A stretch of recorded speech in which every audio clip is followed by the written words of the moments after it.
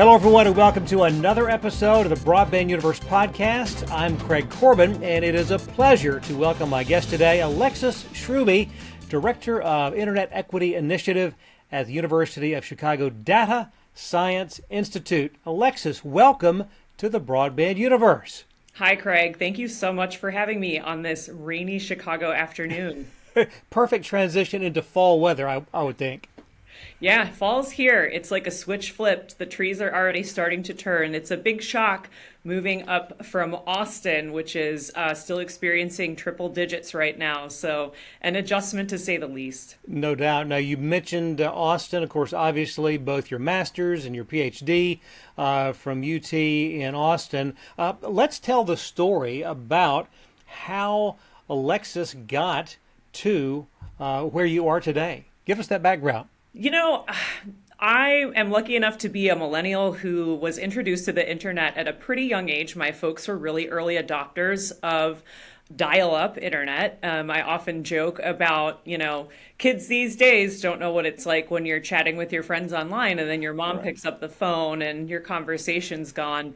But I've always been a big library person, and I think that the internet is another form of library out there. And so when I was a kid, my dad introduced me to Google, and it was just amazing to see all of the information that I could find at my fingertips. It's just the Library of Alexandria ready there for me to explore. And so I think to be cut off from the internet means to be cut off from ideas and information that you might not bump into. Yeah. And it's a big wide world, and we only get one life. So why not try to borrow expertise from as many people and as many resources as we can? So I started out with a degree in political science, moved on to Russian and Eastern European studies, where I actually saw a lot of government intervention on online freedom, and was starting to think about how we might have a similar situation in the United States, but rather our choice is limited because our broadband provider choice is limited, and simultaneously net neutrality was a really big topic at that point. So if we were going to have a curated internet because of the way that our commerce system works, well, I wanted to be a part of the folks driving change to ensure that we had an open, free, and wild internet of my youth. I love it. And what a great description, when you talk about the Library of Alexandria as part of that description. Very apropos. Obviously, we want to talk about what you've got going on today, but I'm curious about a role that you had just prior with Michigan Moonshot. Tell us quickly about that. Yeah, absolutely. The Michigan Moonshot is a really ambitious undertaking to understand where gaps in access are and help communities through the plan, build, run process, and also explore whether or not community-owned broadband and community networks are a good option for Michiganders, and actually expanding out now into California. The Michigan Moonshot involved a survey effort and speed test effort. And one of the really awesome things that came from my time there was just understanding the role that people and human beings have in pushing broadband forward at the community and local level. I don't think it can be stated enough how much power individuals have in making change in their information technology environment if they would like to get involved. I saw that firsthand in Michigan. So anybody is more than welcome to go to the website, michiganmoonshot.org or merit.edu. To check that out and explore the survey and take a speed test themselves and see what their quality of service is like. So, Alexis, on now we go to the role as with your work there in Chicago. An exciting time in the world of broadband, and so much that we can talk about. Give us an overview of exactly what you're doing now. Yeah, absolutely. What's so interesting about what you brought up before, Craig, I came from this world of treating quality of service measurements like buckshot. Get as many and as high density as you can in order to see the negative space of where network infrastructure is and to try to predict where people may or may not have service. I came to the University of Chicago where the focus really is on longitudinal measurement of Okay. every various, any commercially available speed tests and other latency tests, as well as tests looking at video quality. And I actually have one of our little kits right here. It's a Raspberry Pi. It's very, very conveniently sized, comes with a power supply and a Ethernet cord, and you plug this into your gateway, so your modem router combo at home, and it just churns in the background. And what it does is, rather than looking at what you do online and what your activity is online, it doesn't look at your computer or your Wi-Fi network. Instead, it acts like a lighthouse, or maybe like throwing a boomerang. You toss the Okay. boomerang out into the network to a server and see how much time it takes for it to come back. So it takes these measurements throughout time, and importantly, those busy times during the day when we see network congestion, or perhaps if we have something funny going on where our service cuts in and out, or there's weak signal, or more people get on the network and the network becomes congested from that end. Even things like trying to figure out how and where infrastructure, kind of the service drops off, and where our cable and copper plant can't serve what our modern needs are. So that's how my focus has shifted over here. And hopefully in the future, you can have some conversations with the lead professors on the project, Nicole Marwell and Nick Feemster, to talk more about the technical aspects of what the measurement tool does. There's no doubt that that is the perfect timing, given what we're dealing with now with the BEAD funding program, and so much emphasis being placed on knowing exactly what the true situation is for every address across the country, so that the allocations made by state broadband offices are to the people who can best fill the need in bridging the digital divide. What you're talking about sounds like just an amazing amount of data to be used. Talk about how you see that in the BEAD process. It is an amazing amount of data. You are absolutely right. We have over 1 billion data points, and we're looking for some good people to come and analyze them. So if anybody out there is interested in network measurement, hey, reach out. We've got a GitHub and we've got a repository for you to explore. I do think that the role that we are looking towards is validation and Okay. ensuring that quality of service is followed through upon. One of my colleagues at Michigan State, Dr. Johannes Bauer, calls it the insanity paradox, where we kind of throw money at a problem expecting it to go away, and we kind of repeat Sure. ourselves again and again in these cycles. Mm. And so this is the second kind of big broadband infusion in my lifetime.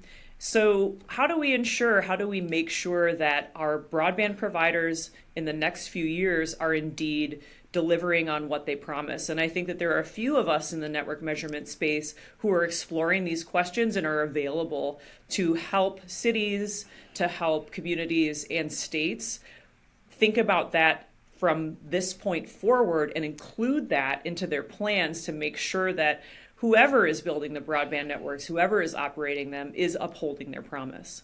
Well, and that is so important because, to your point earlier, this is a once in a lifetime opportunity with respect to the BEAD funding and all the other programs that are out there.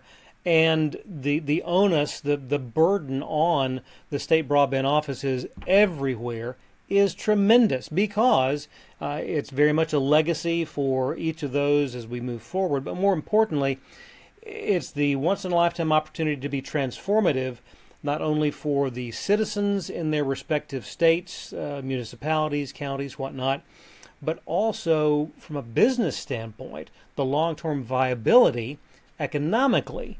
And so that's where it's exciting to know that there are organizations such as the Equity Initiative there that are very much dialed in on making a positive difference. How do we educate the public, all those that are involved in this process, of the importance of having the tools to work with? Gosh, that's a great question. I think that some of the challenges of educating the public and getting people involved in this process that you and I know we so desperately need more folks in broadband and working in advocacy and everything from digital literacy all the way up through finding people to splice fiber and who are going to be doing the folks doing the construction here. I think one of the things about broadband is that infrastructure is kind of fundamentally boring. We Right. take these things for granted until they fail. We take our power for granted until it goes out. We kind of expect these things to come to us. And so we saw this during the pandemic. And to your point earlier about the burden on broadband offices, we've spun up, this nation. If you think about the history of suddenly having state offices to be able to navigate this historic funding that is relatively more funding than the Manhattan Project. Right. All of a sudden, post pandemic, we have all of these new offices and new folks desperately trying to staff up. And so I think that the best thing that we can do, those of us in this space, are continue to talk about this with our friends, continue to socialize this, and use approachable language and meet people where they are on their broadband experiences. When I talk about what I do for my job, I don't talk about wireless spectrum propagation models. I talk about what it's like when I see kids outside having to do their homework at the McDonald's, those types of stories, people, everyone knows someone potentially who might be in a wheelchair, whose wheelchair battery loses charge when their power goes out, and they can't then Skype into their doctor to be able to have, order a catheter for themselves. Every single aspect of our lives are so deeply ingrained with the internet right now. Telling those stories is, I think, the best way to start these conversations. Without question, broadband should be considered the fourth utility. Long ago, that should have been the case, but we'll continue spreading that message. You're watching the Broadband Universe podcast, brought to you by Lit Communities. Light up your community. You deserve better internet. My guest today, Alexis Schrubbe, Director of Internet Equity Initiative at the University of Chicago Data Science Institute. And Alexis, when we talk about the mapping work that's being done, your advocacy for local infrastructure upgrades, that's a tall task because everyone considers the spots that need attention to be rural in nature, but there are very many urban areas that are considered digital deserts. Talk about that. Yeah, exactly. I do, I've seen it a few times in a couple different states where we have a limited amount of funds and we know that our rural areas have been so underserved and are so expensive to serve. I come mostly from focusing on rural and spending a lot of time in rural areas, as well as having grown up in Wisconsin. Sure. So coming to Chicago and living in the neighborhood very, very close by to the university, I happen to be adjacent to some of the least served areas in the city of Chicago. What's interesting is that there's very little provider choice. And so without competitor choice, the prices can be high. In addition, there's the compounding issue of there's a high cost when you have a city with streets and infrastructure itself. If you do want to make infrastructure upgrades, all of the barriers there as well add cost. And so we're actually having an event on the 27th of September intended specifically to get ward captains, alder people, block group leaders, opinion leaders, all together in the same space to hear about some of the forthcoming opportunities to make improvements to infrastructure here. And the major takeaway, I think, that your audience and that those of us in this space need to continue to reiterate is that we need to make partnerships with multiple different stakeholder groups. Our broadband providers, our stakeholders in construction, in finance, Also ensuring that we're keeping human people through this process, their needs in mind, advisory boards potentially throughout the project process, as well as folks like us who help make data-driven decisions and gather that data to ensure funding is used in the way it's intended. I love the term you just used, data-driven decisions, because that is the key to everything in this equation that we're talking about. When decisions are made that those decision makers don't have all the information that's required, many times the allocations are not going to go where they should, and so it's a continual education process. But another thing that you mentioned I think is so important, and excited about the event that you mentioned coming up later this month, the ability to hear from the citizens, to be able to share their stories and to tell those that are in a position to make a difference. So many of them do suffer from the standpoint of not having the ease of access. You made mention of digital literacy. That is a huge part of the equation. But so many state broadband offices are getting out, crisscrossing their respective states, and listening to those citizens, because that is so important. A big part of the equation, obviously, is making sure that the allocations get where they're supposed to. But part of the end result, when we talk about the projects for the next 5-10 years, building the infrastructure, that middle mile portion of the equation that tends to be forgotten. Just had a conversation with a gentleman who had a very colorful description of middle mile. Said middle mile is sort of like the middle child who gets the middle digit, if you will. But it's forgotten about in so many discussions, but it's so vital. Your thoughts there? Absolutely. We are fortunate on the south and west sides of Chicago that a middle mile award was recently granted to ComEd, and so infrastructure upgrades will be coming, which will hopefully lower barriers to entry for different and diverse providers. I think one of the things that we really focused on when I was at the Technology and Information Policy Institute with Dr. Sharon Strover at University of Texas is understanding how middle mile and these kind of regional coalitions come together to work and overcome that transport question, because cost and high cost, as well as the presence of that middle mile infrastructure, play a role together. Importantly, it's a very, very heavy lift to find the expertise if for some reason you should need or have the inkling to explore middle mile and middle mile grants. They're extremely competitive. I awaited Middle Mile Day with bated breath because I have so many colleagues and friends involved in seeking these grants. And so this is another, I think that ready.net is another clearinghouse, or other types of, don't be afraid to ask those questions.